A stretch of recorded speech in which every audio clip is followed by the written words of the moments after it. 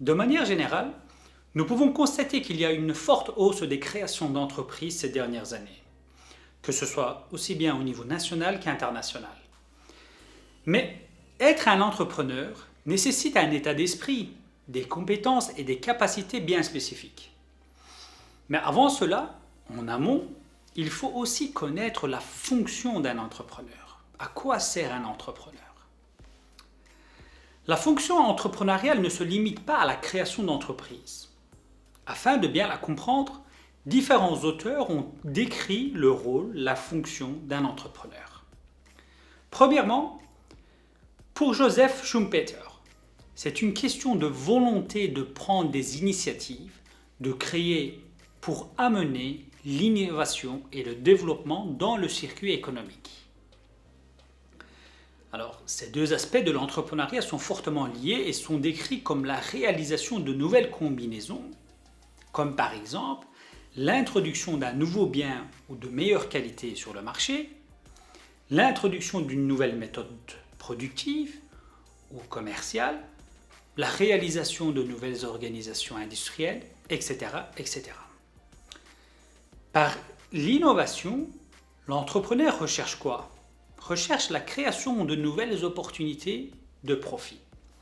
Et pour pouvoir innover, l'entrepreneur doit être apte à la conduite du changement, mais aussi l'entrepreneur doit être prêt à affronter l'opposition que le changement suscite dans son environnement social.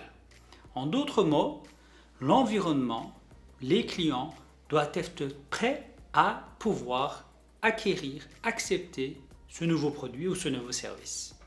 Deuxièmement, pour Frank Knight, l'entrepreneur est une personne prête à prendre des risques, à mettre en jeu sa carrière et surtout sa sécurité financière, pour au final réaliser une idée. Et l'entrepreneur est prêt aussi à mettre son temps et son capital dans une entreprise qui est risquée. Pour lui, la fonction de l'entrepreneur est de supporter l'incertitude et surtout, il a un rôle dans la prise de risque. Mais attention, une chose, le risque est très différent de l'incertitude. C'est quoi le risque? Le risque peut faire l'objet d'un calcul de probabilité connu. Donc, entre parenthèses, c'est quelque chose de prévisible. Mais tandis que dans l'incertitude, il n'y a pas de probabilité objective.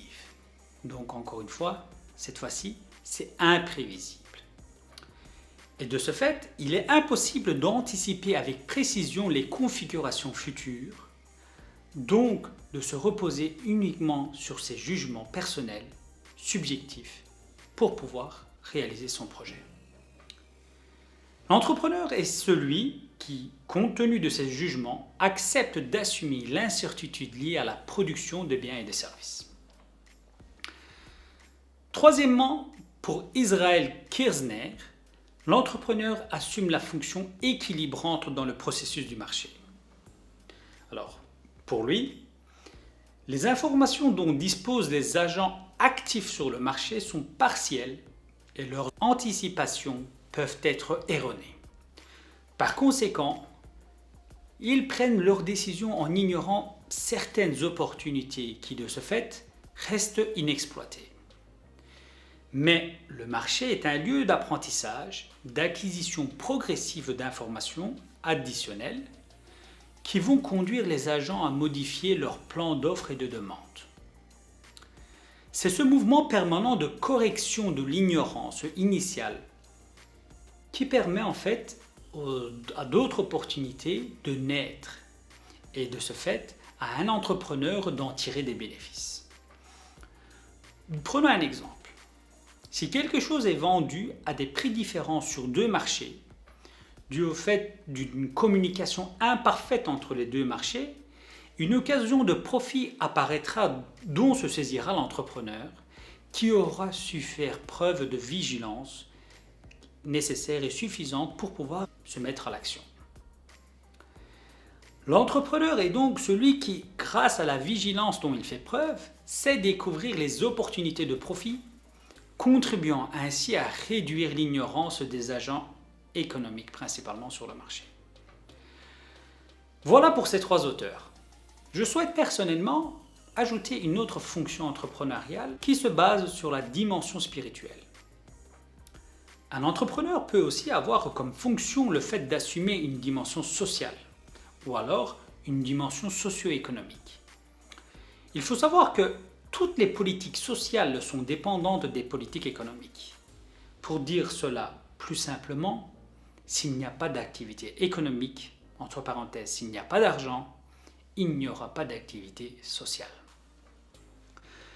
Donc, une région a absolument besoin d'activités économiques pour pouvoir réaliser ses activités sociales. Et pour cela, nous avons besoin d'entrepreneurs qui assument cette fonction sociale. De cette manière, ils permettront à une région d'avoir un pouvoir économique. Une autre action complémentaire est la volonté de permettre aux citoyens de cette région d'avoir un emploi, de gagner de l'argent, de nourrir leur famille, etc.